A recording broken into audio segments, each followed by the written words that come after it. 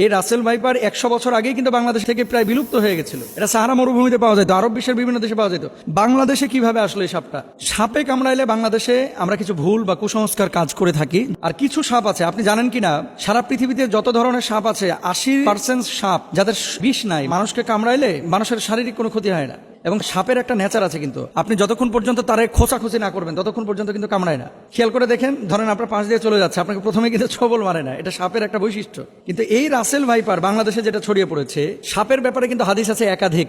এবং এক্ষেত্রে আব্দুল্লাহ ইবনে ওমর রাদিয়াল্লাহু তাআলা আনহু, তিনি সাপ দেখলেই কিন্তু দৌড়ান দিতেন এবং মারতেন। আপনি বলবেন যে হুজুর কেন তিনি মারতেন? নবীজি সাল্লাল্লাহু আলাইহি ওয়াসাল্লাম এক প্রকার সাপের ব্যাপারে খুব সতর্ক করেছিলেন সাহাবীদেরকে। কোন সাপ? দেখেন, নবীজি সাল্লাল্লাহু আলাইহি ওয়াসাল্লাম সেই সাপের ব্যাপারে, আনা আয়েশা রাদিয়াল্লাহু তাআলা আনহা قالت আমরা রাসূলুল্লাহ সাল্লাল্লাহু আলাইহি ওয়াসাল্লাম বিকতলি জিত্তুফিয়াতাইনে ফাইন্নাহু ইয়ালতামিসুল বাসার ওয়া ইউসিবুল হাবাল।